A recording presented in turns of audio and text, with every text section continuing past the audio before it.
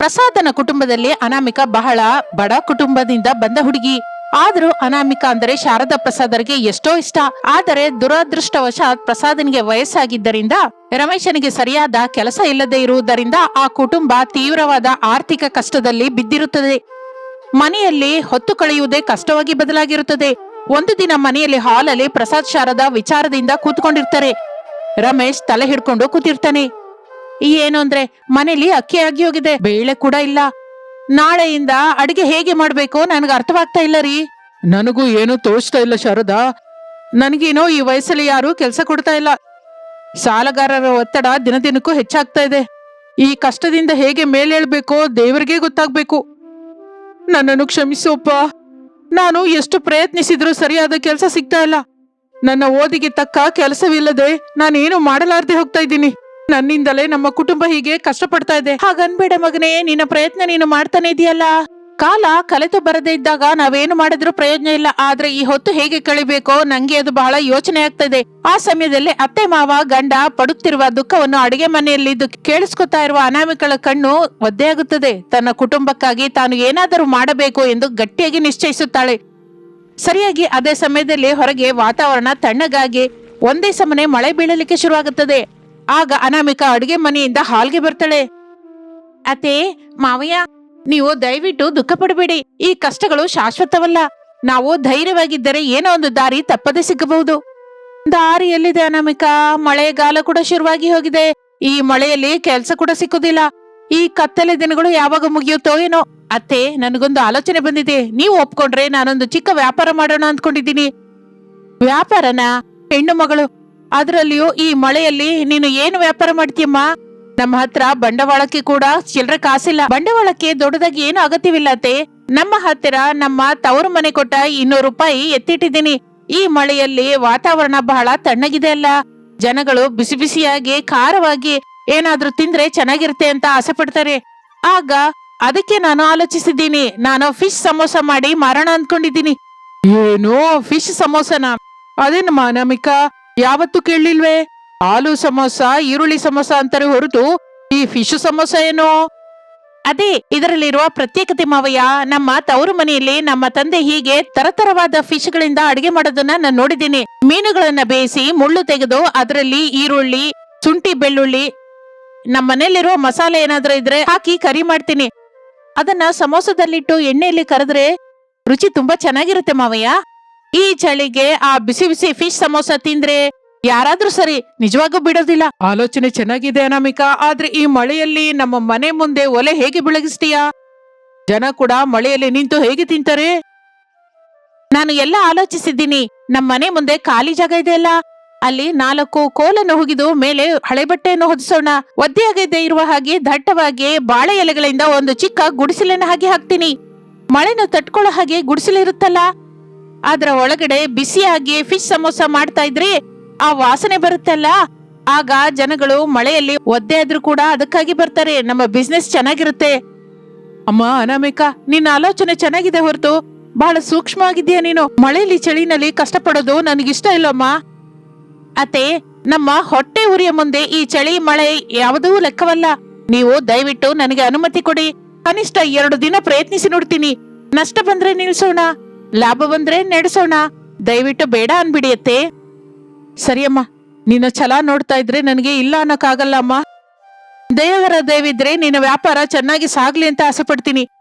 ಹಾಗೆ ಅನ್ನುತ್ತಾ ಅತ್ತೆ ಅಂಗೀಕರಿಸಿದ್ದರಿಂದ ಅನಾಮಿಕಾ ಸಂತೋಷದಿಂದ ಉಬ್ಬಿ ತಬ್ಬಿಬ್ಬಾಗುತ್ತಾಳೆ. ತಕ್ಷಣ ಹೊರಗೆ ಹೋಗಿ ರಮೇಶನ ಸಹಾಯದಿಂದ ಮನೆಯ ಮುಂದೆ ಒಂದು ಚಿಕ್ಕ ಗುಡಿಸಲು ಹಾಕುತ್ತಾಳೆ. ಮೇಲೆ ಪ್ರತಿಷ್ಠವಾಗಿ ಬಾಳೆ ಎಲೆಗಳನ್ನ ಮಡಚಿ ಮಳೆ ನೀರು ಒಳಗೆ ಬಾರದ ಹಾಗೆ ಜಾಗ್ರತೆ ಪಡುತ್ತಾಳೆ. ಒಳಗಡೆ ಒಲೆ, ಕಡಾಯಿ ಎಲ್ಲವನ್ನು ಸಿದ್ಧ ಮಾಡ್ಕೋತಾಳೆ. ಆದ್ರೆ ನಿಜವಾದ ಸಮಸ್ಯೆ ಈಗ ಎದುರಾಗುತ್ತದೆ. ಮೀನುಗಳ ಹೇಗೆ ಕೊಂಡ್ಕೋಬೇಕು? ಆಗ ಅನಾಮಿಕಾ ಗುಡಿಸಲಿನಲ್ಲಿ ನಿಂತು ಆಲೋಚಿಸುತ್ತಾಳೆ. ಮಳೆ ಇನ್ನು ಬೀಳ್ತಾನೆ ಇರುತ್ತೆ. ಎಲ್ಲ ಸಿದ್ಧ ಮಾಡಿದ್ದೀನಿ. ಆದ್ರೆ ಈ ಮಳೆಯಲ್ಲಿ ಮಾರ್ಕೆಟ್ಗೆ ಹೋಗಿ ಮೀನುಗಳು ತರೋದು ಕಷ್ಟ. ನಿಜಕ್ಕೂ ನನ್ನ ಹತ್ರ ಇರುವುದು ಬಹಳ ಕಡಿಮೆ ದುಡ್ಡು. ಚೌಕಾಸಿ ಮಾಡಿ ಒಳ್ಳೆ ಮೀನುಗಳು ಹೇಗೆ ತರಬೇಕು ದೇವರೇ ಅಂದುಕೊಳ್ಳುತ್ತಾ ಅನಾಮಿಕಾ ಆಲೋಚಿಸುತ್ತಾ ಇರುವ ಸಮಯದಲ್ಲಿ ಆ ದಾರಿಯಲ್ಲಿ ಮಳೆಯಲ್ಲಿ ನೆನೆದುಕೊಂಡು ಒಬ್ಬ ಮೀನಿನ ವ್ಯಾಪಾರಿ ಬುಟ್ಟಿಯಲ್ಲಿ ಮೀನುಗಳನ್ನ ಇಟ್ಕೊಂಡು ಮಾರ್ಕೊಂಡು ಹೋಗ್ತಾ ಇರ್ತಾನೆ. ಮೀನುಗಳಮ್ಮ, ತಾಜಾ ಮೀನುಗಳು, ಕೆರೆನಿಂದ ಮೀನುಗಳಮ್ಮ, ಮಳೆಯಲ್ಲಿ ಹಿಕ್ಕಿದ ಒಳ್ಳೆ ಮೀನುಗಳು, ಮೀನುಗಳಮ್ಮ, ಮೀನುಗಳು. ಅಣ್ಣಯ್ಯ, ಓ ಮೀನಿನ ಅಣ್ಣಯ್ಯ, ಸ್ವಲ್ಪ ಇಲ್ಲಿ ಬಾ. ಏನಮ್ಮ, ಮೀನುಗಳು ಬೇಕಾ? ನಿಜಕ್ಕೂ ಈ ಮಳೆ ಯಾರು ಹೊರಗೆ ಬರ್ತಾ ಇಲ್ಲ, ಅದಕ್ಕೆ ಬೀದಿಯಲ್ಲೇ ತಿರುಗ್ತಾ ಇದ್ದೀನಿ. ಯಾವ ಮೀನು ಬೇಕು ತಾಯಿ? ಅಣ್ಣಯ್ಯ, ನನ್ನ ಹತ್ರ ಹೆಚ್ಚು ದುಡ್ಡಿಲ್ಲ. ನಾನು ಹೊಸದಾಗಿ ಇಲ್ಲಿ ಸಮೋಸಗಳ ವ್ಯಾಪಾರ ಶುರು ಮಾಡೋಣ ಅಂದ್ಕೊಂಡಿದ್ದೀನಿ. ಅದು ಕೂಡ ಮೀನಿನಿಂದಲೇ. ಸ್ವಲ್ಪ ಮುಳ್ಳು ಕಡಿಮೆಯಾಗಿರುವ ತಾಜಾ ಮೀನುಗಳು 1 kg ಬೇಕು. ಸ್ವಲ್ಪ ರೇಟು ಕಡಿಮೆ ಮಾಡಿ ಕೊಡಿ ಅಣ್ಣಯ್ಯ. ನಾನು ದಿನೋ ನಿನ್ನ ಹತ್ರನೇ ಕೊಂಡ್ಕೊತೀನಿ. ವ್ಯಾಪಾರಕ್ಕಾಗಿ ಅಂತ ಇದ್ಯಾ? ಆದ್ರಿಂದ ಸರಿ ಅಮ್ಮ, ನನ್ನ ಹತ್ರ ಒಳ್ಳೆ ಮೀನಿದೆ. ಖಂಡ ಹೆಚ್ಚಾಗಿರುತ್ತದೆ, ಮುಳ್ಳೇನೋ ಕಡಿಮೆ. ಹೊರಗೆ 150 ರೂಪಾಯಿ ಆದ್ರೆ ನಿನಗೆ 100 ರೂಪಾಯಿಗೆ ಕೊಡ್ತೀನಿ ತಾಯಿ, ತಗೋ. ಸಂತೋಷ ಅಣ್ಣಯ್ಯ. ನಾಳೆಯಿಂದ ಕೂಡ ನೀನು ಈ ದಾರಿನಲ್ಲಿ ಹೋಗುವಾಗ ನೀನು ಸ್ವಲ್ಪ ಹೊತ್ತು ನಿಂತ್ಕೋ, ನಾನು ದಿನವೂ ಮೀನ್ ತಗೋತೀನಿ. ಹಾಗೆ ಅನ್ನುತ್ತಾ ಮೀನುಗಳನ್ನು ತೆಗೆದುಕೊಂಡ ಅನಾಮಿಕಾ ತಕ್ಷಣ ಅದನ್ನು ಶುಭ್ರ ಮಾಡಿ ಬೇಯಿಸಿ ಮುಳ್ಳು ತೆಗೆಯುತ್ತಾಳೆ. ಮಸಾಲೆಗಳನ್ನು ಹಚ್ಚಿ ಅದ್ಭುತವಾದ ಮಿಶ್ರಣವನ್ನು ತಯಾರು ಮಾಡುತ್ತಾಳೆ. ಹಿಟ್ಟು ಕಲಸಿ ಸಮೋಸಗಳನ್ನು ಸುತ್ತಲಿಕ್ಕೆ ಶುರು ಮಾಡುತ್ತಾಳೆ. ಮಳೆ ಜೋರಾಗಿ ಬೀಳ್ತಾ ಇರುತ್ತದೆ, ಚಳಿಗಾಳಿ ಬೀಸ್ತಾ ಇರುತ್ತದೆ. ಅನಾಮಿಕಾ ಗುಡಿಸಲಿನಲ್ಲಿ ಒಲೆ ಬೆಳಗಿಸಿ ಬಿಸಿ ಎಣ್ಣೆಯಲ್ಲಿ ಸಮೋಸಗಳನ್ನು ಹಾಕುತ್ತಾಳೆ. ಆಗ ಎಣ್ಣೆಯಲ್ಲಿ ಸಮೋಸಗಳು ಕರಿಯುತ್ತಾ ಇದ್ದರೆ ಚುಯಿ ಎನ್ನುವ ಶಬ್ದ, ಅದರ ಜೊತೆ ಅದ್ಭುತವಾದ ಸುವಾಸನೆ ಸುತ್ತಮುತ್ತಲೂ ವ್ಯಾಪಿಸುತ್ತದೆ. ಆ ಮಳೆಯಲ್ಲಿ ಚಳಿಗೆ ನಡುಗುತ್ತಾ ಆ ದಾರಿಯಲ್ಲಿ ಹೋಗ್ತಾ ಇರುವ ಕೆಲವರು ದಾರಿ ಹೋಕರಿಗೆ ಅನಾಮಿಕಾ ಹಾಕ್ತಾ ಇರುವ ಫಿಶ್ ಸಮೋಸ ವಾಸನೆ ಗಟ್ಟಿಯಾಗಿ ತಗುಲುತ್ತದೆ. ಆ ಸುವಾಸನೆಗೆ ಅವರ ಹೊಟ್ಟೆಯಲ್ಲಿ ಹಸುವೆ ಒಂದೇ ಸಲ ನಿದ್ರೆಯಿಂದೇಳುತ್ತೆ. ಅರೇ, ಮಳೆಯಲ್ಲಿ ಈ ವಾಸನೆ ಏನು ಚೆನ್ನಾಗಿ ಬರ್ತಾ ಇದೆ. ಯಾರು ಹೊಸದಾಗಿ ಇಲ್ಲೇನೋ ಮಾಡ್ತಾ ಇರೋ ಹಾಗಿದೆ. ಹೌದು, ಮೀನಿನ ಕರಿ ವಾಸನೆ, ಮಸಾಲೆ ವಾಸನೆ ಎಲ್ಲ ಸೇರಿ ಬರ್ತಾ ಇದೆ. ಬಾ ಹೋಗಿ ನೋಡೋಣ. ಆ ಬಾಳೆ ಎಲೆ ಗುಡಿಸಲಿನಿಂದ ಬರ್ತಾ ಇರೋ ಹಾಗಿದೆ. ಹಾಗೆ ಅಂದುಕೊಳ್ಳುತ್ತಾ ಇಬ್ಬರು ಕಸ್ಟಮರ್ಸು ಅನಾಮಿಕಳ ಗುಡಿಸಲಿನ ಹತ್ರ ಬರ್ತಾರೆ. ಏನಮ್ಮ, ಇಲ್ಲಿ ಮಳೆಯಲ್ಲಿ ಏನೋ ಬಿಸಿ ಬಿಸಿಯಾಗಿ ಮಾರ್ತಾ ಇದೀಯಾ? ವಾಸನೆ ಎಂದು ಸಖತ್ತಾಗಿದೆ. ಬನ್ನಿ ಪಾವನವರೇ, ಇದು ಫಿಶ್ ಸಮೋಸ ಹೊಸದಾಗಿ ಮಾಡ್ತಾ ಇದ್ದೀನಿ. ಈ ಮಳೆಗೆ ಚಳಿಗೆ ಸ್ವಲ್ಪ ಬಿಸಿ ಬಿಸಿಯಾಗಿ ತಿಂದ್ರೆ ಚೆನ್ನಾಗಿರುತ್ತೆ ಅಂತ ಮಾಡ್ತಾ ಇದ್ದೀನಿ. ಒಂದ್ಸಲ ರುಚಿ ನೋಡಿ. ಫಿಶ್ ಸಮೋಸನ ಬಹಳ ವೆರೈಟಿ ಆಗಿದೆ. ಸರಿ, ಮೊದ್ಲು 1-2 ಕೊಡು ನೋಡೋಣ. ಹಾಗೆ ಅನ್ನುತ್ತಲೇ ಅನಾಮಿಕಾ ಬಿಸಿ ಬಿಸಿ ಸಮೋಸಗಳನ್ನು ಒಂದು ಚಿಕ್ಕ ಬಾಳೆ ಎಲೆಯಲ್ಲಿ ಇಟ್ಟು ಕೊಡುತ್ತಾಳೆ. ಅಬ್ಬಾ, ಏನಿದೆಯಮ್ಮ ರುಚಿ!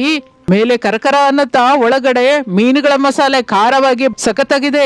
ನಾನು ನನ್ನ ಜೀವನದಲ್ಲಿ ಇಷ್ಟು ರುಚಿಕರವಾದ ಸಮೋಸನೇ ತಿಂದಿಲ್ಲ. ಹೌದಾ, ನಂಗೂ ಒಂದು ಕೊಡಮ್ಮ. ಹಾಗ ಕಸ್ಟಮರ್ ಅದನ್ನು ತೆಗೆದುಕೊಂಡು ತಿಂದು ನೋಡುತ್ತಾನೆ. ನಿಜವಾಗಿ ಅದ್ಭುತವಾಗಿದೆ ಅಮ್ಮ. 10 ರೂಪಾಯಿಗೆ ಇದು ಬಹಳ ಕಡಿಮೆ.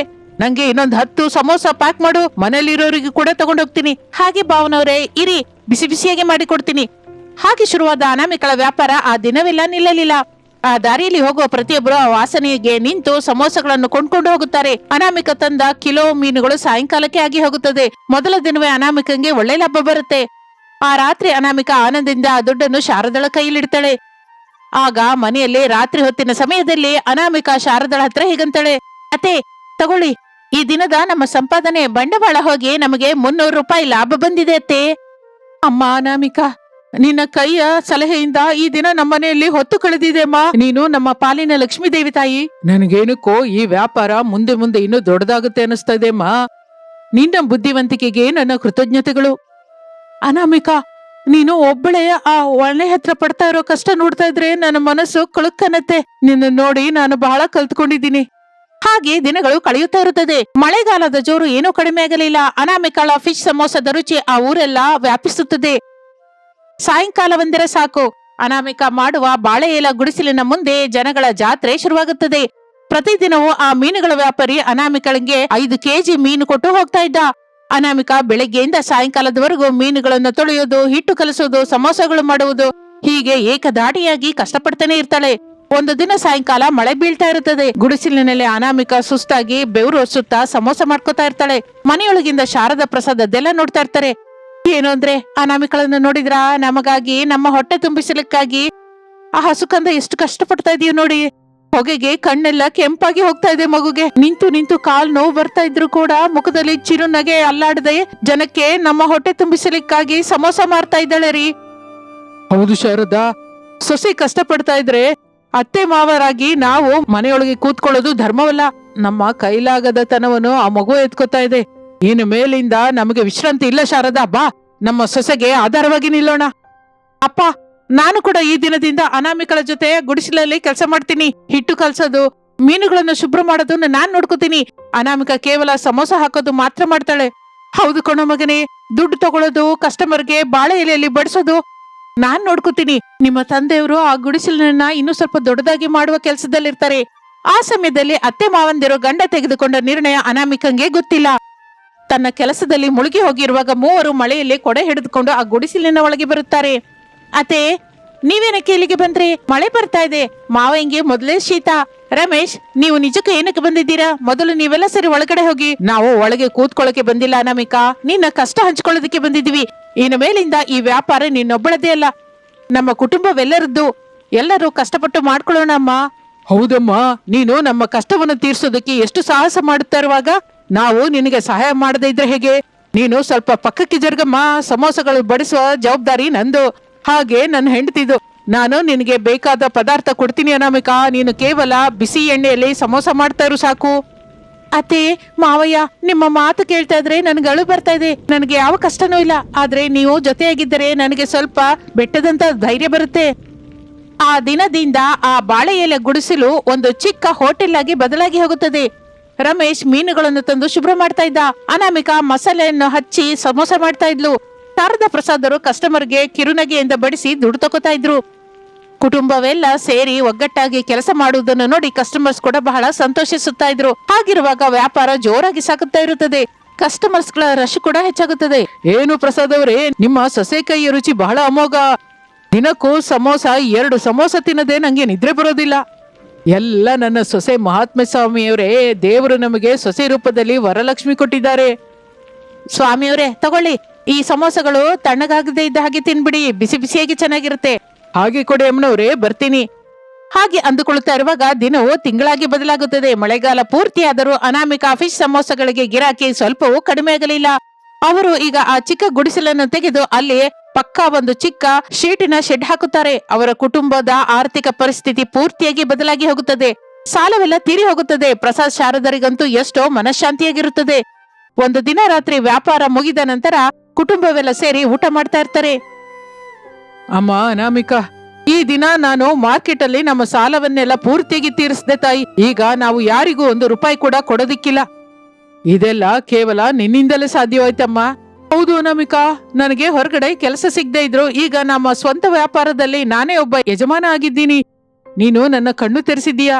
ಬಡತನದಲ್ಲಿ ನಮ್ಮ ಮನೆಗೆ ಸೊಸೆಯಾಗಿ ಕಾಲಿಟ್ಟಿದ್ದಕ್ಕೆ ಮೊದಲಲ್ಲಿ ನಾನು ಬಹಳ ಕೀಳಾಗಿ ನೋಡಿದೆ ಅಮ್ಮ. ನನ್ನನ್ನು ಕ್ಷಮಿಸು ಅನಾಮಿಕಾ ತಾಯಿ. ಕಷ್ಟ ಸುಖ ತಿಳಿದವರಿಗೆ ಕಣ್ಣೀರು ಒರೆಸುವ ಮನಸ್ಸಿರುತ್ತೆ ಅಂತ ನೀನು ನಿರೂಪಿಸಿದ್ಯಾ. ಈ ಮಳೆಯಲ್ಲಿ ನೀನು ಶುರು ಮಾಡಿದ ಆ ಚಿಕ್ಕ ಬಾಳೆ ಎಲೆ ಗುಡಿಸಲು ಈ ದಿನ ನಮ್ಮ ಜೀವನಕ್ಕೆ ದೊಡ್ಡ ಕೋಟೆಯಾಗಿ ಬದಲಾಗಿ ನಮ್ಮ ಹೊಟ್ಟೆನ ತುಂಬ್ತಾ ಇದೆ ತಾಯಿ. ಅತ್ತೆ, ನೀವು ನನ್ನನ್ನು ಕ್ಷಮಿಸು ಅಂತ ಕೇಳ್ಬೇಡಿ. ನನಗೆ ತವ್ರ ಮನೆಯಲ್ಲಿ ಸಿಕ್ಕದ ಪ್ರೇಮ ಇಲ್ಲಿ ನಿಮ್ ಹತ್ರ ಮಾವಯ್ಯನ ಹತ್ರ ಸಿಕ್ಕಿದೆ. ನೀವು ನನ್ನ ಆಲೋಚನೆಯನ್ನ ಗೌರವಿಸಿದ್ದೀರಾ, ನನ್ನ ಕಷ್ಟದಲ್ಲಿ ಪಾಲು ಹಂಚಿಕೊಂಡಿದ್ದೀರಾ. ಈ ವಿಜಯ ನನ್ನೊಬ್ಬಳದೇ ಅಲ್ಲ, ನಮ್ಮೆಲ್ಲರದ್ದು. ನಾವು ಒಗ್ಗಟ್ಟಾಗಿದ್ದರೆ ಎಂತ ಬಡತನವನ್ನು ಜಯಿಸಬಹುದು ಅಂತ ನನಗೆ ಈ ಕುಟುಂಬದಿಂದ ಅರ್ಥವಾಯ್ತು ಅತ್ತೆ. ಹಾಗೆ ಆ ರಾತ್ರಿಯ ಮನೆಯಲ್ಲಿ ಎಷ್ಟು ಸಂತೋಷ ಬೆಳಗುತ್ತದೆ. ಒಂದು ಬಡ ಸೊಸೆ ತನ್ನ ಚಿಕ್ಕ ಆಲೋಚನೆಯಿಂದ ಛಲದಿಂದ ಮಳೆಯನ್ನು ಕೂಡ ಲೆಕ್ಕಿಸದೆ ಮಾಡಿದ ಆ ಫಿಶ್ ಸಮೋಸ ವ್ಯಾಪಾರ ಆ ಕುಟುಂಬದ ಜೀವನವನ್ನೇ ಬದಲಾಯಿಸಿತು. ಕಷ್ಟಪಡುವ ಗುಣ ಕುಟುಂಬ ಸಭ್ಯರ ಮಧ್ಯೆ ಒಗ್ಗಟ್ಟು ಇದ್ದರೆ ಯಾವ ಸಮಸ್ಯೆಯಾದರೂ ಎದುರಿಸಬಹುದು ಎಂದು ಅನಾಮಿಕಾ ನಿರೂಪಿಸುತ್ತಾಳೆ. ಆ ಊರಿನಲ್ಲಿ ಅನಾಮಿಕಾ ಫಿಶ್ ಸಮೋಸ ಆಗಿನಿಂದ ಎಷ್ಟೋ ಪ್ರಸಿದ್ಧಿ ಹೊಂದುತ್ತದೆ. ಇದು ಇಂದಿನ ಕತೆ. ಮತ್ತೊಂದು ಆಸಕ್ತಿಕರ ಕತೆ ಜೊತೆ ಮತ್ತೆ ಸೇರೋಣ. ಅಲ್ಲಿಯವರೆಗೂ ವಿರಾಮ. ನಮಸ್ತೆ. ಪ್ರಸಾದ್ ಸುದೀರ್ಘ ಕಾಲ ಕೆಲಸ ಮಾಡಿ ನಿವೃತ್ತಿಯನ್ನು ಹೊಂದಿರುತ್ತಾನೆ. ನಗರದಲ್ಲಿರುವ ಕಾಲುಷ್ಯ ಗಡಿಬಿಡಿಯ ಜೀವನ ನೋಡಿ ಸುಸ್ತಾದ ಅವರು ತನ್ನ ಕಳೆದ ಜೀವನವನ್ನು ಪ್ರಕೃತಿಯ ಒಡಿಲಿನಲ್ಲಿ ಪ್ರಶಾಂತವಾಗಿ ಕಳೆಯಬೇಕು ಎಂದು ಆಸೆ ಪಡುತ್ತಾನೆ. ಏನು ಅಂದ್ರೆ ನಿಮ್ ಮುಖದಲ್ಲಿ ಈ ದಿನ ಒಂದು ಹೊಸ ಪ್ರಶಾಂತತೆ ಕಾಣಿಸ್ತಾ ಇದೆ. ಕೆಲಸವಿದ್ದಾಗ ಯಾವಾಗ್ಲೂ ಟೆನ್ಷನ್ ಇಂದ ಇದ್ರಿ, ಈಗ ನಿಮ್ಗೆ ಹಾಯಾಗಿದ್ಯಾ? ಹೌದು ಶಾರದಾ, 30 ವರ್ಷದಿಂದ ಫೈಲು ಆಫೀಸ್ ಗಲಾಟೆಯಿಂದ ಬಹಳ ಸುಸ್ತಾಗಿ ಹೋಗಿದೆ. ಈಗ ನಂಗೆ ಹಾಯಾಗಿದೆ.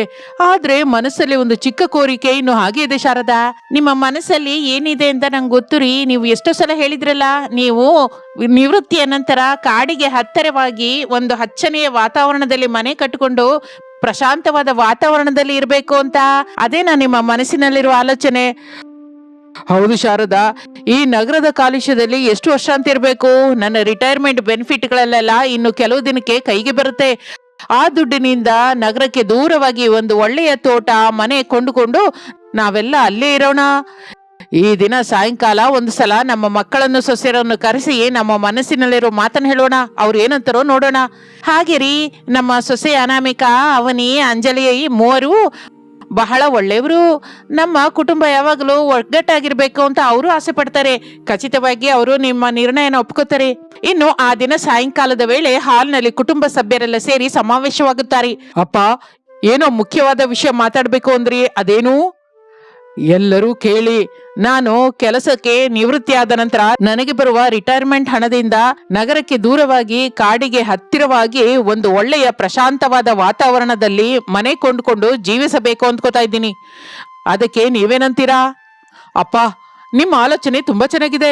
ನೀವು ಜೀವನವೆಲ್ಲ ನಮಗಾಗಿ ಕಷ್ಟಪಟ್ಟಿದ್ದೀರಾ. ನಿಮ್ಮ ಕಳೆದ ಜೀವನವನ್ನು ನಿಮಗೆ ಇಷ್ಟವಾದ ರೀತಿಯಲ್ಲಿ ಕಳೆಯುವುದು ನಮಗೂ ಸಂತೋಷ. ಹೌದಪ್ಪ, ನಾವು ಹೇಗೋ ಈಗ ಆನ್ಲೈನ್ ನಲ್ಲಿ ಕೆಲಸ ಮಾಡ್ಕೊಳ್ಳುವ ಅವಕಾಶ ಇದೆ ಅಲ್ಲ, ವರ್ಕ್ ಫ್ರಮ್ ಹೋಮ್. ನಮಗೆ ಆಫೀಸು ಸ್ವಲ್ಪ ದೂರವಾದ್ರೂ ಪರವಾಗಿಲ್ಲ. ನಿಮ್ಮ ಸಂತೋಷಕ್ಕಿಂತ ನಮಗೇನು ಮುಖ್ಯವಲ್ಲ. ಸೊಸೆ ಅಂದ್ರೆ ನೀವೇನ್ತೀರ ತಾಯಿ? ನಿಮಗೆ ನಗರ ಜೀವನ ಬಿಟ್ಟು ಬರೋದಕ್ಕೆ ಮತ್ತೆ ಕಷ್ಟವೇನಿಲ್ವಲ್ಲ? ಇಲ್ಲ ಅತ್ತೆ, ಮಾವಯ್ಯನ ಆನಂದಕ್ಕಿಂತ ನಮಗೆ ಯಾವುದು ಮುಖ್ಯವಲ್ಲ. ಆದರೂ ಪ್ರಕೃತಿಗೆ ಹತ್ತಿರವಾಗಿರೋದು ಯಾರಿಗೆ ಇಷ್ಟವಿರಲ್ಲ ಹೇಳಿ? ಹೌದು ಅತ್ತೆ, ನಾನು ಕೂಡ ಅಲ್ಲಿ ಅಡುಗೆಗೆ ತಾಜಾ ತರಕಾರಿ ಸಿಕ್ಕತ್ತೆ ಅಂತ ಆಸೆ ಪಡ್ತಾ ಇದ್ದೀನಿ. ನಾನು ಈಗಲೇ ಆನ್ಲೈನ್ ನಲ್ಲಿ ಹುಡುಕ್ಲಿಕ್ಕೆ ಶುರು ಮಾಡ್ತೀನಿ ಅತ್ತೆ. ಒಳ್ಳೆ ಲೊಕೇಶನ್ ಎಲ್ಲಾದ್ರೂ ಸಿಕ್ಕುತ್ತಾ ಅಂತ ನೋಡ್ತೀನಿ. ಈ ದಿನದಲ್ಲಿ ಆನ್ಲೈನ್ ನಲ್ಲಿ ಅದ್ಭುತವಾದ ಲ್ಯಾಂಡ್ ಸಿಕ್ಕತ್ತೆ. ಶಬಾಷ್ ಹುಡುಗಿಯರೇ, ನಿಮ್ಮೆಲ್ಲರ ಅನುಮೋದನೆ ಸಿಕ್ಕಿದೆ ಅಲ್ಲ. ರಮೇಶ್, ಸುರೇಶ್, ಅರುಣ್, ನೀವು ಒಳ್ಳೆ ಏಜೆಂಟ್ನ ಹುಡುಕ್ರಿ. ಅಮ್ಮ ಸೊಸೆಯಂದ್ರೆ ನೀವು ಆನ್ಲೈನ್ ನಲ್ಲಿ ಹುಡುಕ್ರಿ. ಒಳ್ಳೆ ಮನೆ ಸಿಕ್ಕಿದ್ರೆ ತಕ್ಷಣ ತಗೊಳ್ಳೋಣ. ಒಂದು ವಾರದ ನಂತರ ಒಂದು ದಿನ ಅಂಜಲಿ ಬಹಳ ಉತ್ಸಾಹದಿಂದ ಲ್ಯಾಪ್ಟಾಪ್ ಅನ್ನು ಹಿಡ್ಕೊಂಡು ಹಾಲ್ಗೆ ಓಡ್ಕೊಂಡು ಬರ್ತಾಳೆ. ಎಲ್ರು ಬೇಗ ಬನ್ನಿ, ಅದ್ಭುತವಾದ ಲೊಕೇಶನ್ ಸಿಕ್ಕಿದೆ. ಮಾವಯ್ಯ, ಅತ್ತೆ, ಒಂದು ಸಲ ಇಲ್ಲಿ ನೋಡಿ. ಹೌದಾ ಅಂಜಲಿ, ಎಲ್ಲಿ ಸಿಕ್ಕಿದೆ ಲೊಕೇಶನ್? ನಗರಕ್ಕೆ ಒಂದು 30 ಕಿಲೋಮೀಟರ್ ದೂರದಲ್ಲಿ ಒಂದು ದೊಡ್ಡ ಲ್ಯಾಂಡ್ ಸಿಕ್ಕಿದೆ. ಆ ಲ್ಯಾಂಡ್ ಮಧ್ಯದಲ್ಲಿ ಒಂದು ಅಂದವಾದ ಮನೆ ಇದೆ. ಆ ಮನೆಗೆ ಸ್ವಲ್ಪ ದೂರದಲ್ಲಿ ಒಂದು ಹಳೆ ಗುಹೆ ಇದೆ. ಆ ಪಕ್ಕದಲ್ಲಿ ಒಂದು ನದಿ ಪ್ರವಹಿಸ್ತಾ ಇದೆ. ಆ ಲೊಕೇಶನ್ ನೋಡೋದಕ್ಕೆ ಅಚ್ಚ ಕಾಶ್ಮೀರದ ಹಾಗಿದೆ ಮಾವಯ್ಯ. ಅಂಜಲಿ ಅವರೆಲ್ಲರಿಗೂ ತನ್ನ ಲ್ಯಾಪ್ಟಾಪ್ ಅಲ್ಲಿ ಆ ಲೊಕೇಶನ್ ತೋರಿಸುತ್ತಾಳೆ. ಹಬ್ಬ, ನಿಜವಾಗಿ ತುಂಬಾ ಅಂದವಾಗಿದೆ. ನದಿ ಪಕ್ಕದಲ್ಲಿ ಮನೆ ಅಂದ್ರೆ ಬಹಳ ಪ್ರಶಾಂತವಾಗಿರುತ್ತೆ. ಶಾರದಾ, ಇದು ನಾನು ನಿಜಕ್ಕೂ ಕನಸು ಕಂಡ ಹಾಗೆ ಇದೆ. ಸುತ್ತಲೂ ಬೆಟ್ಟಗಳು, ಪಕ್ಕದಲ್ಲೇ ನದಿ, ಪ್ರಶಾಂತವಾದ ವಾತಾವರಣ. ರಮೇಶು, ತಕ್ಷಣ ಲ್ಯಾಂಡ್ ಓನರ್ ಹತ್ರ ಮಾತಾಡು. ಹಾಗೆಯಪ್ಪ, ಈಗಲೇ ಅವನಿಗೆ ಕಾಲ್ ಮಾಡಿ ಮಾತಾಡ್ತೀನಿ. ರಮೇಶ್ ಆ ಲ್ಯಾಂಡ್ ಓನರ್ಗೆ ಫೋನ್ ಅಲ್ಲಿ ಮಾತನಾಡುತ್ತಲೇ ಅವನು ತಕ್ಷಣ ಭೇಟಿಯಾಗೋದಕ್ಕೆ ಪ್ರಸಾದ್ ಮನೆಗೆ ಬರ್ತಾನೆ. ಅವನ ಹೆಸರು ಸೋಮನಾಥ್. ಪ್ರಸಾದ್ ಅವರೇ, ನೀವು ಬಹಳ ಅದೃಷ್ಟವಂತರು. ಆ ಮನೆ ಭೂಮಿ ಮಾರಬೇಕು ಅಂತ ನನಗೆ ನಿಜಕ್ಕೂ ಇಲ್ಲ. ಆದ್ರೆ ನಮ್ಮ ಅಮ್ಮನವರ ಟ್ರೀಟ್ಮೆಂಟ್ಗಾಗಿ ಅರ್ಜೆಂಟ್ ಆಗಿ ದುಡ್ಡು ಬೇಕು. ಅದಕ್ಕೆ ಬಂಗಾರದಂತ ಮನೆನ ಬಹಳ ಕಡಿಮೆ ರೇಟಿಗೆ ಕೊಡ್ತಾ ಇದ್ದೀನಿ. ಸೋಮರಾಜ್ ಅವರೇ, ಅಷ್ಟು ಅಂದವಾದ ಮನೆ, ಅಷ್ಟು ದೊಡ್ಡ ಲ್ಯಾಂಡ್ ಅನ್ನ ಇಷ್ಟು ಕಡಿಮೆ ರೇಟಿಗೆ ಕೊಡ್ತಾ ಇದ್ದೀರಾ? ಯಾಕೆ? ಅಲ್ಲಿ ಏನಾದ್ರೂ ಸಮಸ್ಯೆ ಇದೆಯಾ? ನದಿ ಪಕ್ಕದಲ್ಲಿದೆ ಅಲ್ಲ, ಮಳೆಗಾಲದಲ್ಲಿ ಪ್ರವಾಹದ ಕಷ್ಟ ಏನಾದ್ರೂ ಇದೆಯಾ? ಅಯ್ಯೋಯ್ಯೋ, ಇಲ್ಲಮ್ಮ. ಕಳೆದ 30 ವರ್ಷದಿಂದ ಅಲ್ಲಿ ಒಂದು ಸಲವಾದರೂ ಪ್ರವಾಹದ ನೀರು ಮೇಲಕ್ಕೆ ಬಂದಿಲ್ಲ. ನನ್ನ ಮಾತು ನಂಬಿ. ಅನಾಮಿಕಾ ಅಕ್ಕ, ನೀನು ಯಾವಾಗ್ಲೂ ಪ್ರತಿಯೊಂದಕ್ಕೂ ಅನುಮಾನಿಸ್ತೀಯಾ. ಆದ್ರೂ ಏನೋ ಒಂದು ಆಲೋಚಿಸಿ ನಾವು ಅಷ್ಟು ಅಂದವಾದ ಲೊಕೇಶನ್ ಯಾಕೆ ಬಿಡಬೇಕು ಹೇಳು? ಹೌದು ಅಕ್ಕ, ಫೋಟೋ ನೋಡ್ತಾ ಇದ್ರೆ ಅಷ್ಟು ಚೆನ್ನಾಗಿದೆ ಅನಿಸ್ತಾ ಇದೆ. ಲ್ಯಾಂಡ್ ಓನರ್ಗೆ ಅರ್ಜೆಂಟ್ ಅಲ್ವಾ, ಅದಕ್ಕೆ ಕಡಿಮೆ ರೇಟಿಗೆ ಕೊಡ್ತಾ ಇದ್ದೆ ನೀನು. ಸರಿ, ನೀವೆಲ್ಲರೂ ಚೆನ್ನಾಗಿದೆ ಅಂತ ಇದ್ದೀರಲ್ಲ, ನನಗೂ ಸಂತೋಷನೇ. ಆದ್ರೆ ಡಾಕ್ಯುಮೆಂಟ್ಸ್ ಒಂದ್ಸಲ ಜಾಗ್ರತೆಯಿಂದ ಚೆಕ್ ಮಾಡಿ. ಅನಾಮಿಕಾ, ನೀನು ಹೆಚ್ಚು ಆಲೋಚಿಸ್ತಾ ಇದೆಯಾ ತಾಯಿ? ಸೋಮರಾಜು ಅವರು ಬಹಳ ಒಳ್ಳೆಯವರ ಹಾಗೆ ಕಾಣಿಸ್ತಾ ಇದ್ದಾರೆ. ಶಾರದಾ, ನನ್ನ ರಿಟೈರ್ಮೆಂಟ್ಸ್ ದುಡ್ಡೆಲ್ಲ ಬಂದಿದೆಯಲ್ಲ, ಆ ಹಣವೆಲ್ಲವನ್ನು ಸೋಮರಾಜ್ ಅವ್ರಿಗೆ ಕೊಟ್ಟು ಈ ದಿನವೇ ರಿಜಿಸ್ಟ್ರೇಷನ್ ಪೂರ್ತಿ ಮಾಡೋಣ. ಸರಿಯಪ್ಪ, ರಿಜಿಸ್ಟ್ರೇಷನ್ ಕೆಲಸವೆಲ್ಲ ನಾನು ಹತ್ರ ನಿಂತು ನೋಡ್ಕೋತೀನಿ. ಇನ್ನು ರಿಜಿಸ್ಟ್ರೇಷನ್ ಪೂರ್ತಿ ಆಗುತ್ತದೆ. ಪ್ರಸಾದನ ಕುಟುಂಬ ಲಗೇಜ್ ಜೊತೆ ಹೊಸ ಮನೆಯೊಳಗೆ ಪ್ರವೇಶಿಸುತ್ತದೆ. ಮೊದಲು 1-2 ವಾರಗಳು ಸ್ವರ್ಗದ ಹಾಗೆ ಕಳೆಯುತ್ತದೆ. ಪಕ್ಕದಲ್ಲಿ ಹರಿತಾ ಇರುವ ನದಿ, ತಣ್ಣನೆಯ ಗಾಳಿ, ಆ ಪಕ್ಷಿಗಳ ಕೇಕೆ, ಕಲರವಗಳು ಎಲ್ಲರನ್ನು ಬಹಳ ಆಕರ್ಷಿಸುತ್ತದೆ. ಪ್ರಸಾದ್ ಬೆಳಿಗ್ಗೆನೆ ಎದ್ದು ನದಿ ದಡದಲ್ಲಿ ನಡೆಯುತ್ತಾ ಬಹಳ ಪ್ರಶಾಂತತೆ ಹೊಂದುತ್ತಾನೆ. ಆದ್ರೆ ಮಳೆಗಾಲ ಪ್ರಾರಂಭವಾಗಿದ್ದರಿಂದ ನಿಜವಾದ ಕತೆ ಶುರುವಾಗುತ್ತದೆ. ಒಂದು ರಾತ್ರಿ ಭಯಂಕರವಾದ ಮಳೆ ಬೀಳುತ್ತದೆ. ಹಾಲ್ನಲ್ಲಿ ಪ್ರಸಾದ್, ಶಾರದಾ ಮಲಗಿರ್ತಾರೆ. ಹಠಾತ್ತಾಗಿ ಮೇಲ್ಛಾವಣಿಯಿಂದ ನೀರಿನ ಹನಿ ಬೀಳಲಿಕ್ಕೆ ಶುರುವಾಗುತ್ತದೆ. ಆ ನೀರು ಶಾರದಳ ಮೇಲೆ ಬಿದ್ದಿದ್ದರಿಂದ, ಏನು ಅಂದ್ರೆ ಎದ್ದೇಳ್ರಿ, ಮೇಲ್ಛಾವಣಿಯಿಂದ ನೀರ್ ಸೋರ್ತಾ ಇದೆ. ಏನ್ ಶಾರದಾ, ನೀರ್ ಸೋರ್ತಾ ಇದೆಯಾ? ಅಪ್ಪ, ಕಿಚನ್ ಅಲ್ಲಿ ಕೂಡ ಎಲ್ಲ ಲೀಕ್ ಆಗ್ತಾ ಇದೆ. ಅವನಿ, ಅಂಜಲಿ, ಬೇಗ ಪಾತ್ರೆಗಳನ್ನು ತಗೊಂಬನ್ನಿ. ಎಲ್ಲಿ ನೀರ್ ಸೋರ್ತಾ ಇದೆಯಾ ಅಲ್ಲಿ ಇಡಿ. ಅಬ್ಬೋ, ಇದೇನ್ ಮನೆ ಮಾವಯ್ಯ, ಹೊಸ ಮನೆ ಕೊಂಡ್ಕೊಳ್ಳೋಣ ಅಂತ ಆಸೆ ಪಟ್ವಿ, ಸಂತೋಷ ಪಟ್ವಿ. ಆದ್ರೆ ಮಳೆ ಬಂದ್ರೆ ಮನೆ ಎಲ್ಲ ಕೆರೆಯಾಗಿ ತಯಾರಾಗಿದೆ. ಮಾವಯ್ಯ, ಒಂದ್ಸಲ ಲ್ಯಾಂಡ್ ಓನರ್ಗೆ ಫೋನ್ ಮಾಡಿ. ಸ್ವಿಚ್ ಆಫ್ ಅಂತ ಬರ್ತಾ ಇದೆ ಅಂಜಲಿ. ಅವನು ನಮ್ಮನ್ನು ಘೋರವಾಗಿ ಮೋಸ ಮಾಡಿದ್ದಾನೆ. ಈ ಹಳೆ ಮನೆಗೆ ಮೇಲೆ ಬಣ್ಣ ಹಾಕಿ ಹೊಸ ಮನೆ ಅಂತ ನಮಗೆ ತೋರಿಸಿದ್ದಾನೆ. ತಂದೆಯವರ ಜೀವನವೆಲ್ಲ ಕಷ್ಟಪಟ್ಟ ದುಡ್ಡನ್ನ ಅವನು ತಗೊಂಡು ಹೋಗಿದ್ದಾನೆ. ದೇವರೇ, ನನ್ನ ಕಳೆದ ಜೀವನವನ್ನು ಪ್ರಶಾಂತವಾಗಿ ಕಳಿಬೇಕು ಅಂತ ಆಸೆಪಟ್ಟೆ. ಆದ್ರೆ ನನ್ನ ಕಷ್ಟಾರ್ಜಿತವೆಲ್ಲ ಭೂಮಿಯೊಳಗೆ ಸುರಿದ ಪನ್ನೀರಾಗೋಯ್ತಾ? ಆ ಮೋಸಗಾರನ ಮಾತನ್ನು ನಂಬಿ ನನ್ನ ಕುಟುಂಬವನ್ನು ರೋಡಲ್ಲಿ ಹಾಕದ್ನ? ಮಾವಯ್ಯ, ದುಃಖ ಪಡಬೇಡಿ. ದುಡ್ಡು ಹೋದ್ರೆ ಮತ್ತೆ ಸಂಪಾದಿಸಬಹುದು, ಆದ್ರೆ ನಿಮ್ಮ ಆರೋಗ್ಯ ನಮಗೆ ಮುಖ್ಯ. ಮೋಸ ಹೋದ ಮಾತು ವಾಸ್ತವನೇ, ಆದ್ರೆ ಈಗ ನಾವು ಧೈರ್ಯವಾಗಿರ್ಬೇಕು. ಮಳೆ ಕಡಿಮೆಯಾದ ಮೇಲೆ ಮೇಲ್ಛಾವಣಿನ ರಿಪೇರಿ ಮಾಡಿಸೋಣ. ಆ ದಿನ ಅವರು ಕಷ್ಟವಾಗಿ ಕಳೆದರು. ಆದರೆ ಸಮಸ್ಯೆ ಅಷ್ಟರಲ್ಲಿ ನಿಲ್ಲಲಿಲ್ಲ. ಮಾರನೇ ದಿನ ಮಳೆ ತೀವ್ರತೆ ಮತ್ತಷ್ಟು ಹೆಚ್ಚಾಗುತ್ತದೆ. ಮಳೆಗೆ ಪಕ್ಕದಲ್ಲೇ ಇರುವ ನದಿ ಉಕ್ಕಿ ಹರಿಯುತ್ತದೆ. ನದಿ ನೀರು ವೇಗವಾಗಿ ಪ್ರವಹಿಸುತ್ತಾ ಪ್ರಸಾದನ ಲ್ಯಾಂಡ್ ಎಲ್ಲವನ್ನು ಮುಚ್ಚುತ್ತದೆ. ಮನೆ ಸ್ವಲ್ಪ ಎತ್ತರದಲ್ಲಿದ್ದರಿಂದ ಮನೆಯೊಳಗೆ ನೀರು ಬರಲಿಲ್ಲ. ಅವರಿಗೆ ನಗರಕ್ಕೆ ಹೋಗುವ ದಾರಿ ಕೂಡ ಇಲ್ಲದೆ ಹೋಗುತ್ತದೆ.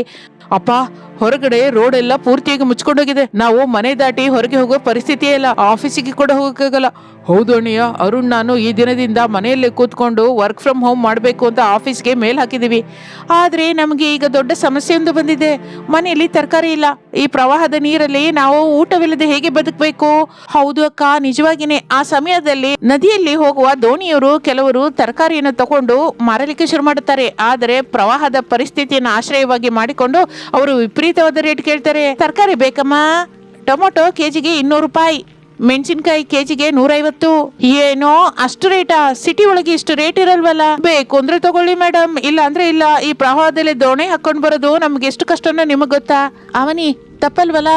ಈಗ ಪ್ರಸ್ತುತಕ್ಕೆ ಈ ತರಕಾರಿ ತಗೋ. ಅನಾಮಿಕಾ, ನಮ್ಮ ಹತ್ತಿರ ಇರೋ ದುಡ್ಡುವೆಲ್ಲ ಆ ಮೋಸಗಾರಂಗೆ ಕೊಟ್ವಿ. ಈಗ ನಮಗೆ ದಿನದ ಖರ್ಚಿಗೆ ಕೂಡ ದುಡ್ಡು ಕಡಿಮೆ ಆಗಿದೆ. ಪ್ರತಿ ಸಲ ಇಷ್ಟು ಹೆಚ್ಚು ರೇಟ್ ಕೊಟ್ಟು ತರಕಾರಿ ತಗೊಳ್ಳೋದು ನಮ್ಮಿಂದಾಗಲ್ಲ. ಏನಾದ್ರೂ ಉಪಾಯ ಆಲೋಚಿಸಬೇಕು. ಮಾರನೇ ದಿನ ಬೆಳಿಗ್ಗೆ ಮಳೆ ಸ್ವಲ್ಪ ಕಡಿಮೆ ಆಗುತ್ತದೆ, ಆದರೆ ಪ್ರವಾಹದ ನೀರು ಹಾಗೆ ಇರುತ್ತದೆ. ಅನಾಮಿಕಾ ನದಿ ಕಡೆ ನೋಡುತ್ತಾ ಹೋಗುತ್ತಾಳೆ. ಆಕೆ ಕಣ್ಣು ಪಕ್ಕದಲ್ಲೇ ಇರುವ ಹಳೆ ಗುಹೆ ಕಡೆ ಹೋಗುತ್ತದೆ. ಪ್ರವಾಹದ ನೀರು ಹರಿದಿದ್ದರಿಂದ ನದಿಯಲ್ಲಿರುವ ಅತ್ಯಂತ ಸಾರವಂತವಾದ ಮಣ್ಣು ಕೊಚ್ಕೊಂಡು ಬಂದು ಆ ಗುಹೆಯೊಳಗೆ ದಟ್ಟವಾಗಿ ಹಾಕಿರುತ್ತದೆ. ಅಬ್ಬಾ, ಈ ಮಣ್ಣು ಎಷ್ಟು ಮೆತ್ತಗೆ ಸಾರವಂತವಾಗಿದೆಯೋ. ನದಿಯಿಂದ ಬಂದ ಹೂಳೆತ್ತಿದ ಮಣ್ಣು ಅಂದ್ರೆ ಖನಿಜ ಲವಣಗಳು ಪುಷ್ಕಳವಾಗಿರುತ್ತದೆ. ಇಲ್ಲಿ ಸೂರ್ಯರಶ್ಮಿ ಕೂಡ ಗುಹೆ ದ್ವಾರದಿಂದ ಸ್ವಲ್ಪವೇ ಒಳಗೆ ಬರ್ತಾ ಇದೆ. ಇಲ್ಲಿ ನಾವು ತರಕಾರಿ ಬೆಳೆದ್ರೆ ಬಹಳ ವೇಗವಾಗಿ ಬೆಳೆಯುತ್ತೆ. ಅಕ್ಕ, ಗುಹೆಯೊಳಗೆ ಹೋಗ್ತಾ ಇದೀಯ ಯಾಕೆ? ಅಲ್ಲಿ ಹಾವು ಜೇನುಹುಳುಗಳು ಇರುತ್ತೇನೋ. ಆದ್ರೂ ಗುಹೆಯೊಳಗೆ ತರಕಾರಿ ಬೆಳೆಯೋದಂದ್ರೆ ಏನಕ್ಕ? ಪ್ರಪಂಚದಲ್ಲಿ ಯಾರಾದ್ರೂ ಗುಹೆಯೊಳಗೆ ವ್ಯವಸಾಯ ಮಾಡ್ತಾರಾ? ಹೌದಕ್ಕ, ತರಕಾರಿ ಬೆಳಿಬೇಕು ಅಂದ್ರೆ ಗಾಳಿ ಬೆಳಕು ಬೇಕಲ್ವಾ ತಂಗಿ? ಅಂದ್ರೆ ಗುಹೆಯೊಳಗೆ ಎತ್ತರ ಕಡಿಮೆ, ಒಳಗಡೆಗೆ ಬೆಳಕು ಸಾಕಷ್ಟು ಬರುತ್ತದೆ. ಗುಹೆಯೊಳಗೆ ತೇವ ಹೆಚ್ಚಾಗಿ ಇರುತ್ತದೆ, ಆದ್ರಿಂದ ಗಿಡಗಳಿಗೆ ನೀರಿನ ಕೊರತೆ ಇರುವುದಿಲ್ಲ. ನಮ್ಮ ಮನೆಯಲ್ಲಿರುವ ಟೊಮೆಟೊ, ಹಸಿಮೆಣಸಿನಕಾಯಿ, ಬೆಂಡೆಕಾಯಿ ಬೀಜಗಳನ್ನ ತಗೊಂಬನ್ನಿ. ಈ ಶ್ರೇಷ್ಠವಾದ ಮಣ್ಣಿನಲ್ಲಿ ಅವನ್ನ ನೆಡೋಣ. ಸ್ವಲ್ಪ ದಿನದಲ್ಲಿ ಫಲ ಹೇಗೆ ಬರುತ್ತೋ ನಿಮ್ಗೆ ಗೊತ್ತಾಗುತ್ತೆ. ಅಕ್ಕ, ಇನ್ನು ಎಷ್ಟು ಕಾಲ ಹೆಚ್ಚು ದುಡ್ಡಿಗೆ ತರಕಾರಿ ಕೊಂಡ್ಕೋಬೇಕು? ನಮ್ಮ ಹತ್ತಿರ ದುಡ್ಡು ಆಗಿ ಹೋಗ್ತಾ ಇದೆ. ನಮ್ಮ ತರಕಾರಿ ಕೊಯ್ಲಿಗೆ ಬಂದ ಸಮಯ ಬಂದಿದೆ. ಅಂಜಲಿ, ಎಲ್ಲರೂ ನನ್ನ ಜೊತೆ ಬನ್ನಿ. ನಾವೆಲ್ಲರೂ ಒಂದು ಸಲ ಆ ಗುಹೆ ಒಳಗೆ ಹೋಗೋಣ. ನಿಮಗೆ ಒಂದು ಸರ್ಪ್ರೈಸ್ ಇದೆ. ಗುಹೆಯೊಳಗೆ ಏನಿದೆ ಅನಾಮಿಕಾ? ಅತ್ತೆಯವರೇ, ನೀವು ಕೂಡ ನನ್ನ ಜೊತೆ ಬನ್ನಿ. ಗುಹೆಯೊಳಗೆ ಏನಿದೆಯೋ ನಿಮ್ಮ ಕಣ್ಣಿನಿಂದಲೇ ನೋಡುವಿರಂತೆ. ಎಲ್ಲರೂ ಸೇರಿ ಗುಹೆಯೊಳಗೆ ಹೋಗುತ್ತಾರೆ. ಗುಹೆಯನ್ನು ನೋಡುತ್ತಲೇ ಎಲ್ಲರ ಕಣ್ಣು ಆಶ್ಚರ್ಯದಿಂದ ದೊಡ್ಡದಾಗುತ್ತದೆ. ಗುಹೆಯ ಒಳಗೆ ಹಚ್ಚನೆ ಹಸಿರಾದ ತೋಟ ಕಾಣಿಸುತ್ತದೆ. ಅಬ್ಬೋ, ಇದೇನು ವಿಚಿತ್ರ ಶಾರದಾ, ಗುಹೆಯೊಳಗೆ ಇಷ್ಟು ದೊಡ್ಡ ತೋಟನ? ಆ ಟೊಮೊಟೊಗಳು ನೋಡು, ಎಷ್ಟು ದೊಡ್ಡದಾಗಿ ಕೆಂಪಾಗಿ ಬೆಳೆದಿದೆಯೋ. ಅಕ್ಕ, ಈ ಹಸಿಮೆಣಸಿನಕಾಯಿ ಎಷ್ಟು ಉದ್ದವಾಗಿದೆಯೋ ನೋಡು. ನಿಜಕ್ಕೂ ಇದನ್ನ ಒಂದು ಹುಳ ಕೂಡ ಇಲ್ಲ ಅಕ್ಕ. ಬೆಂಡೆಕಾಯಿಗಳು ಕೂಡ ತುಂಬಾ ಉದ್ದವಾಗಿದೆ. ನೋಡಿದ್ರಾ? ಈ ಗುಹೆಯೊಳಗೆ ಇರುವ ಹೂಳಿನ ಮಣ್ಣು ಬಹಳ ಸಾರವಂತವಾಗಿದೆ. ಇದರಿಂದ ಗಿಡಗಳಿಗೆ ಬೇಕಾದ ಪೋಷಕಗಳೆಲ್ಲ ಸಿಕ್ಕುತ್ತದೆ. ಅಷ್ಟೇ ಅಲ್ಲ, ಗುಹದ ಪಕ್ಕದಲ್ಲಿ ಇರುವ ಊರುಗಳಲ್ಲಿ ಕೂಡ ಜನರಿಗೆ ತರಕಾರಿಗಳ ಕೊರತೆ ತುಂಬಾ ಇದೆ. ಈ ವಿಷಯವನ್ನು ನನಗೆ ದೋಣಿಯವನು ಹೇಳಿದ. ಹೌದು ಅದಕ್ಕೆ, ನದಿ ಆ ಕಡೆ ಇರುವ ಜಮೀನುಗಳೆಲ್ಲ ಪೂರ್ತಿಯಾಗಿ ನೀರಿನಲ್ಲಿ ಮುಳುಗಿ ಹೋಗಿದೆ. ಅವರಿಗೆ ನಿಜಕ್ಕೂ ತರಕಾರಿಗಳು ಸಿಗ್ತಾನೆ ಇಲ್ಲ. ಪಟ್ಟಣದಿಂದ ಬರ್ತಾ ಇರೋ ತರಕಾರಿ ಕೂಡ ಬಹಳ ಕಡಿಮೆನೇ ಇದೆ. ನಮ್ಮ ಹತ್ತಿರ ಈಗ ಅಗತ್ಯಕ್ಕಿಂತ ಹೆಚ್ಚಾದ ತರಕಾರಿಗಳಿದೆ ಅಲ್ಲ. ಈ ತಾಜಾ ತರಕಾರಿಗಳನ್ನ ನಾವು ಏನಕ್ಕೆ ನದಿ ಹೊರಗಡೆ ಇರುವ ಜನರಿಗೆ ಮಾರಬಾರದು? ಹಾಗೆ ಮಾಡಿದ್ರೆ ಅವರಿಗೆ ಸಹಾಯವಾಗಿರುತ್ತದೆ, ನಮಗೂ ಸ್ವಲ್ಪ ಆದಾಯ ಬರುತ್ತೆ. ಅದ್ಭುತವಾದ ಐಡಿಯಾತಿಗೆ. ಈ ಐಡಿಯಾನ ನಿರ್ವಹಿಸುವ ಕಾರ್ಯವನ್ನು ನಾನು ಅರುಣ್ ತಗೋತೀವಿ.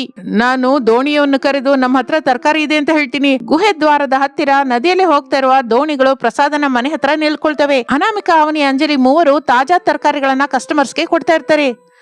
ಗುಹೆಯೊಳಗೆ ಬೆಳೆದ ತರಕಾರಿಗಳ ರುಚಿ ಬಹಳ ಚೆನ್ನಾಗಿರುತ್ತದೆ. ಅದರಿಂದ ಆ ತರಕಾರಿಗಳಿಗೆ ಮಾರ್ಕೆಟ್ ಅಲ್ಲಿ ವಿಪರೀತವಾದ ಗಿರಾಕಿ ಬರುತ್ತದೆ. ದೋಣಿಯಲ್ಲಿ ಹೋಗೋರೆಲ್ಲ ಈ ತಾಜಾ ತರಕಾರಿಗಳನ್ನ ಕೊಂಡ್ಕೊಳ್ಳೋದಕ್ಕೆ ಕ್ಯೂ ಕಟ್ಟುತ್ತಾರೆ.